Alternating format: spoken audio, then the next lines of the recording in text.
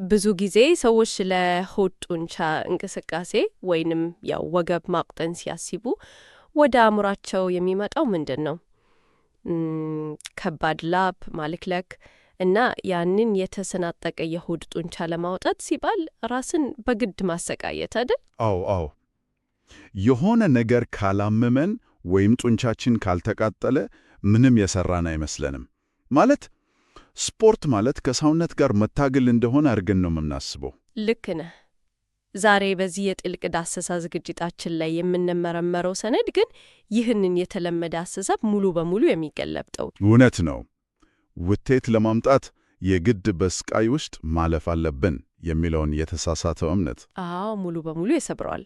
የዛሬው ተለውቃችን ያው ቀላል የሚመስል አንድ እንቅስቃሴ የሰውነታችንን አወቃቀርና አእምሯችንን እንዴት እንደሚቀየር መረዳት ነው። እንግዲህ ለዚህ የረዳን ዘንድ ነው የካሮላይን ቤርገር ዲ ፌሚኒን ሳይንሳዊና ትምህርታዊ ሰነድ ይዘን የመጣ ነው። በትክክል የጥናት በስቶት ፒላተስ ዘዴ ውስጥ ስላለው አፕ ፕሬፕ ወይንም የሆድ ጡንቻ ዝግጅት እንቅስቃሴ ላይ ያተኩራል። ጠንካራ የሰውነት ማዕከልና ከህመም ነፃ የሆነ ጀርባ እንዲኖረን ምስጢሩ ላብ በማያወጣና በውጭ በኩል እምብዛም በማይታይ ጥቃቅን እንቅስቃሴ ውስጥ ቢሆንስ? ይህ እጅግ በጣም የሚገርም ጥያቄ ነው ያነሳሽው። የዚህን እንቅስቃሴ አስፈላጊነት እና ሳይንሳዊ ጥልቀት ለመረዳት ካሮላይን በሰነዷ ላይ እንዳብራራችው ከባዮሜካኒክስ እና ከኒውሮ ጡንቻ ትስስር አንጻር መመልከት አለብን። ማለትም ከጡንቻና ነርቭ ቅንጅት አንጻር። አፕ ፕሬፕ ዝም ብሎ መሬት ላይ ተኝቶ ትከሻን ቀና ከማድረግ ያለፈ የጀርባ አጥንትን የሚጠብቅና ጤናማ የሰውነት አኳኋንን የሚገነባ ጥልቅ የፊዚዮሎጂ ሂደት ነው። እሺ፣ ይህን ሐሳብ በደንብ እናብራራው። መጀመሪያ ከተለመደውና ሁላችንም ከምናውቀው የሆድ እንቅስቃሴ ማለትም ያው ክራንች ከሚባለው እንጀምር። ጥሩ መነሻ ነው። እኔ የተለመደውን የሆድ እንቅስቃሴ ሳስበው ልክ በጣም ወፍራም የሆነን መጽሐፍ መሃል ላይ በኃይል ለማጠፍ እንደመሞከር ነው የሚታየኝ። ሰዎች አንገታቸውን ይዞ በኃይል ወደፊት ሲታጠፉ ጀርባቸው ምን እየሆነ እንደሆነ ብናነሳስ? ያ ወፍራም መጽሐፍ በጣም ጥሩ ማመሳሰያ ነው። ወፍራም መጽሐፍን በኃይል ስታጠፊው መሃል ላይ ያለው የወረቀት ማሰሪያ እንዴት እንደሚጨመደድና ሊበጠስ እንደሚችል አስቢው። ይጎዳል። ባህላዊው ክራንች በሰውነታችን ላይ የሚያደርገውም ይሄንን ነው። አብዛኛውን ጊዜ ሰዎች ይሄን እንቅስቃሴ ሲሰሩ የላይኛውን የሆድ ጡንቻ ብቻ ነው የሚጠቀሙት። ይህ ደግሞ በጀርባ አጥንት እና በአንገት ላይ ከፍተኛ የሆነ ጫና ወይንም ያው መጭመቅ ይፈጥራል። ማለት አጥንቶቹ እርስ በርስ ይጋጫሉ። በትክክል። በጊዜ ሂደት የኃይለኛ መታጠፍ በጀርባ አጥንቶች መካከል ያሉትን ስስ ዲስኮች እንዲጎዱ ያደርጋል። አንዴ ቆይ፣ ታዲያ ይህን ኃይለኛ መታጠፍ ካላደረግን እንዴት ነው የሆድ ጡንቻችንን ልናሰራ የምንችለው? አፕ ፕሬፕ የሚባለው እንቅስቃሴ እንዴት ነው የተለየ የሚሆነው? እዚህ ላይ ነው እንግዲህ የሳይንሱ ውበት የሚታየው። አፕ ፕሬፕ ሲሰራ ዋናው ምስጢር ያለው ዳሌን በተፈጥሯዊ እና ገለልተኛ አቀማመጥ ላይ በማድረግ ላይ ነው። ገለልተኛ አቀማመጥ ስል ምንም ሳናንቀሳቅሰው ማለት ነው? ባህላዊ እንቅስቃሴ ስንሰራ ዳሌያችንን ወደ መሬት አጥብቀን እንጫናለን ወይም ወደ ላይ እናነሳለን አደል? በዚህ ሳይንሳዊ እንቅስቃሴ ግን ዳሌ ተፈጥሯዊ ቅርጹን ይዞ ይቆያል። እሺ፣ ዳሌው ከተረጋጋ ጡንቻው እንዴት ይሰራል? ይህ በሚሆንበት ጊዜ አእምሯችን የላይኛውን ጡንቻ ከመጠቀም ይልቅ በጣም ጥልቅ የሆነውና ትራንስቨርስ አብዶሚነስ የተባለውን የሆድ ጡንቻ ኢላማ ያደርጋል። ያ ማለት ከላይ የሚታየውን ያንን የተሰነጣጠቀ ጡንቻ ሳይሆን ወደ ውስጥ የገባውን ጡንቻ ነው የሚያሰራው። በትክክል አገኘሽው። ሰነዱ ላይ ይህን ጥልቅ ጡንቻ እንደ ተፈጥሯዊ ኮርሴት ነው የሚገልጸው። እኔ ግን ይህን ሳስበው ልክ እናቶቻችን ወገባቸው ላይ ጠበቅ አድርጎ እንደሚያስሩት መቀነት ሆኖ ነው የሚታየኝ። ዋው! መቀነት? ያው የውስጥ አካሎቻችንንና የጀርባ አጥንታችንን የሚደግፍ ጠንካራ ተፈጥሯዊ መቀነት። ከተፈጥሯዊ መቀነት የተሻለ ቃል የለም። ያ ጥልቅ ጡንቻ ወገብንና ሆድን በ360 ዲግሪ አቅፎ የሚይዝ ነው። ሌላው አስገራሚ ነገር ደግሞ የጀርባ አጥንት እንቅስቃሴው ነው። እሱ ደግሞ እንዴት ነው? ቅድም እንዳልሽው መጽሐፍን በኃይል ከማጥፈፍ ይልቅ የአፕ ፕሬፕ እንቅስቃሴ ልክ የዕንቁ ሐብልን አንድ በአንድ ከመሬት ላይ በጥንቃቄ እንደማነሳት ነው። በሳይንሱ ቋንቋ ይህ በቅደም ተከተል መታጠፍ ወይንም ሴግመንታል ፍሌክሽን ይባላል። የዕንቁ ሐብልን አንድ በአንድ ማንሳት። ይህን በዓይነ ሕሊና መሳል ይቻላል። መላውን ጀርባ በአንድ ጊዜ ወደ ላይ ከመገፍተር ይልቅ አንገት ከዚያም የላይኛው ጀርባ አዎ እያለ የእያንዳንዱ የጀርባ አጥንት መገጣጠሚያ በተራው ይታጠፋል ማለት ነው። ይህ የቅደም ተከተል እንቅስቃሴ በጀርባ አጥንት መካከል ባሉ ዲስኮች ላይ ጫና እንዳይበዛባቸው ይከላከላል። በጣም አሪፍ። እያንዳንዱ አጥንት የራሱን ድርሻ ብቻ ይወስዳል ማለት ነው። እንቅስቃሴውም እጅግ ጥራት ያለውና ደህንነቱ እየተጠበቀ ይሆናል። በትክክል። እሺ፣ ይህ በጣም አስደናቂ ነው። ግን እዚህ ጋር አንድ ትልቅ ጥያቄ ይፈጠራል። እሺ፣ ምንድን ነው? ሆዳችን ልክ እንደ መቀነት በዚያ ጥልቁ ጡንቻ አጥብቆ ከታሰረ እና የጀርባችንን እንደ ዕንቁ ሐብል አንድ በአንድ እያነሳን ከሆነ አየሩ የት ነው የሚሄደው? በጣም ጥሩ ጥያቄ። ብዙ ጊዜ ሰዎች ጂም ውስጥ ከባድ እንቅስቃሴ ሲሰሩ ትንፋሻቸውን ይዘው ነው የሚያምጡት። በዚህ እንቅስቃሴ ላይ ትንፋሻችንን ብንይዝ ይህን ሁሉ የተስተካከለ ስርዓት አናበላሸውም? ይህ እጅግ ወሳኝ ጥያቄ ነው ያነሳሽው። አትንፋፈስን ካላስተካከልን የሰራነው ሁሉ ከንቱ ነው የሆነው። እስኪ ሆድሽን እንደ አንድ በውሃ የተሞላ ፊኛ አድርገሽ አሰቢው። እሺ፣ የውሃ ፊኛ። ባህላዊውን የሆድ እንቅስቃሴ ስትሰራ እና ትንፋሽሽን ይዘሽ በኃይል ስትጣጠፊ ልክ ያንን የውሃ ፊኛ መሃል ላይ አጥበቀሽ እንደ መጭመቅ ነው። ማለት ግፊቱ ወደ ላይ እና ወደ ታች ይፈነጠራል። አዎ፣ በትክክል። ይህ በሆድ ዕቃ ውስጥ ከፍተኛ ግፊት ይፈጥራል። በዚህም የተነሳ አየሩ ወደ ታች በመግፋት ከዳሌ በታች ባሉ ስሱ ጡንቻዎች ላይ ከባድ ጫና ያመጣል። ያው የፔልቪክ ፍሎር በምንላቸው ጡንቻዎች ላይ ማለት ነው። አዎ፣ ወደ ላይ ደግሞ ዲያፍራም ላይ ይጫናል። ይህ ማለት እኮ ራሳችንን ለሌላ የውስጥ አካል ጉዳት እያጋለጥን ነው ማለት ነው። በቃ ጡንቻ እናወጣለን ብለን የውስጥ አካላችንን እንጎዳለን። ልክ ነሽ። ታዲያ መፍትሄው ምንድን ነው? አየሩን የት ላከው? መፍትሄው ጥናቱ የደረት አተነፋፈስ ብሎ የሚጣራው ነው። አየሩን ወደ ሆድ ልከን ሆዳችንን ከምንነፋ አየሩን ወደ ጎድን አጥንቶቻችን ጎን እና ጀርባ እንልከዋለን። ልክ አኮርዲዮን ወደ ጎን እንደሚሰፋው ማለት ነው። አዎ፣ ልክ እንደ አኮርዲዮን። ይህ አይነቱ አተነፋፈስ በሆድ ውስጥ ያለውን ግፊት ያማጣጥናል። ያ ቅድም ያወራነው ተፈጥሯዊ መቀነታችንም ስራውን በተገቢው መንገድ እንዲሰራ ያስችላሉ። ዋው! አሁን ሙሉ ምስሉ እየታየኝ ነው። ግን አሁንም አንድ በሰነዱ ላይ ያየሁት እና ግር ያለኝ ነገር አለ። ምንድን ነው እሱ? ሰነዱ ይህን አተነፋፈስና እንቅስቃሴ ማዋሃድ የአእምሮ ስልጠና ነው ይለዋል። እውነት ለመናገር ትንሽ ማጋነን አይመስልም? አንድ ቀላል የሆድ እንቅስቃሴ እንዴት ነው አእምሮን የሚያሰለጥ ነው? ያው ሲሰማ ማጋነን ሊመስል ይችላል፣ ግን ሳይንሳዊ እውነታው እሱ ነው። ጥናቱ ስለ አንቲሲፔተሪ ፖስቸራል ኮንትሮል ወይንም ቅድመ እንቅስቃሴ የሰውነት ቁጥጥር በሚል በስፋት ያብራራ። እሱ ደግሞ ምን ማለት ነው? ይህ ማለት አንቺ እንቅስቃሴውን ለመጀመር ስታስቢ እና ትክክለኛውን አተነፋፈስ ስትጠቀሚ አእምሮሽ ገና ትከሻሽን ከመሬት ሳታነሺ አስቀድሞ ጥልቅ ለሆኑት የሆድ ጡንቻዎች ተዘጋጁ፣ ሰውነታችንን ልንጠብቅ ነው የሚል ትዕዛዝ ይሰጣል ማለት ነው። ማለትም ገና እንቅስቃሴው ሳይጀምር አእምሮዬ ያንን ተፈጥሯዊ መቀነት አስቀድሞ ያጥብቀዋል። አዎ። እንዴት ነው አእምሮ ይህን የሚያውቀው? በትክክል አተነፋፈስና እንቅስቃሴ በትክክል ሲዋሃዱ የነርቭ ስርዓቱ አዲስ የሞተር ፕሮግራም ይፈጥራል። ልክ በአእምሮሽ ውስጥ አዲስ ሶፍትዌር እንደመጫን ማለት ነው። ዋው! አዲስ ሶፍትዌር? አዎ። አእምሮሽ ሰውነትሽን እንዴት መጠበቅ እንዳለበት አዲስ ቋንቋ እየተማረ ነው። ይህ ደግሞ የሰውነት ግንዛቤን ወይንም ፕሮፕሪዮሴፕሽን በከፍተኛ ሁኔታ ያሳድጋል። አካላችን በህዋ ውስጥ ያለበትን ቦታ ሳናይ የመረዳት አቅማችንን ማለት ነው።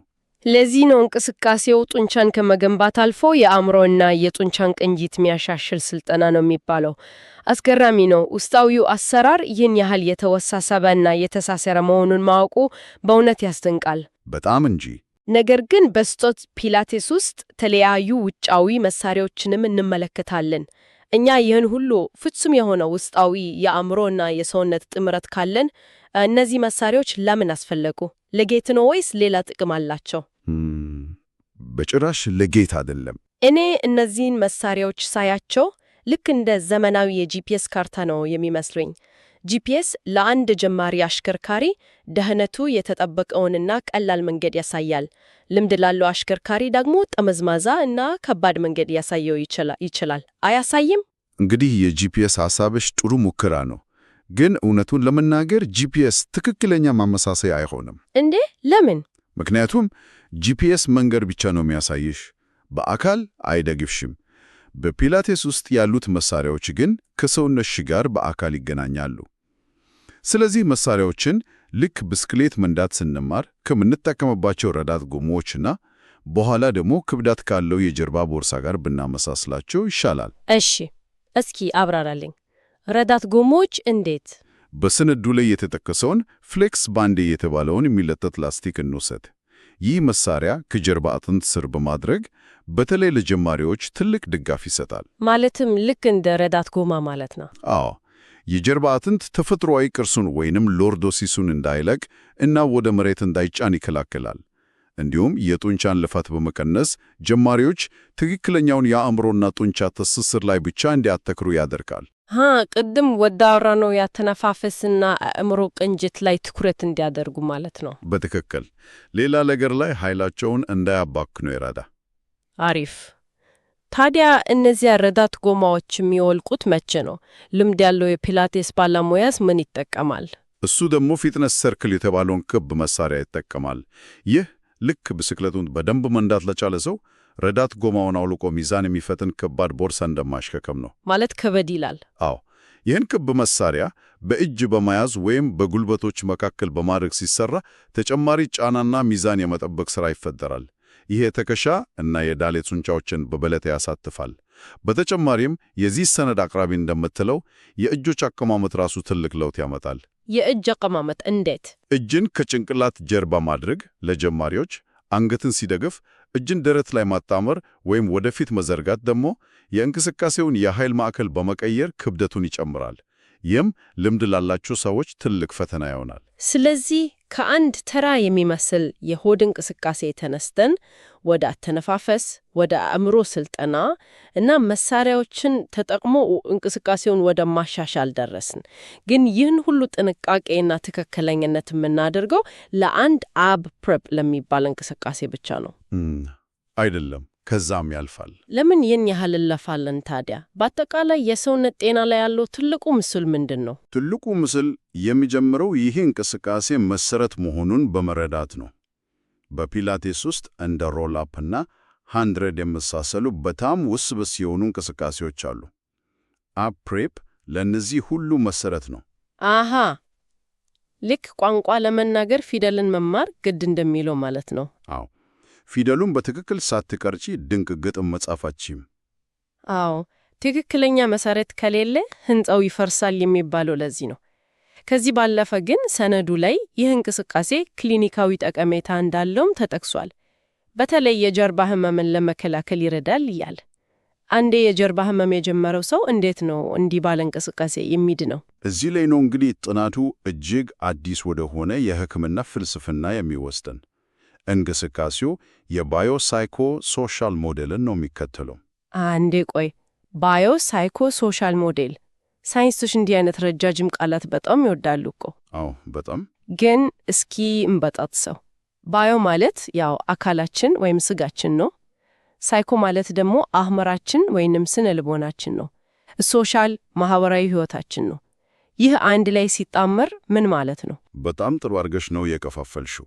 አብዛኛውን ጊዜ የጀርባ ህመም ያለባቸው ሰዎች እንቅስቃሴ ለማድረግ በጣም ይፈራሉ።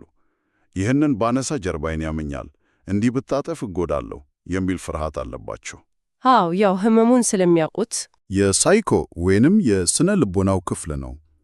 ፍርሃቱ እንቅስቃሴ እንዳያደርጉ ሲያግዳቸው ጡንቻቸው ይበልጥ ይደክማል። ይህም የባዮ ወይንም የአካላዊው ክፍል ችግር ነው። እናም ህመሙ ይብሳል ማለት ነው። በመጨረሻም ከሰዎች ጋር መገናኘት፣ ሥራ መስራት ይከብዳቸዋል። ይህም ሶሻል ወይንም ማህበራዊ ህይወታቸውን ይጎዳ። ይህ አዙሪት እጅግ አደገኛ ነው። ታዲያ አፕ ፕሬፕ ይህን አዙሪት እንዴት ይሰብረዋል?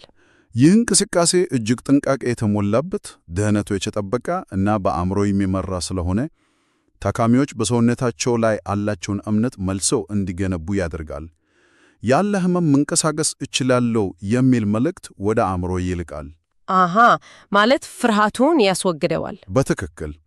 በዚህም ጭንቀትን ይቀንሳል፣ ከሰውነታቸው ጋር ያላቸውን ግንኙነት ያሻሽላል።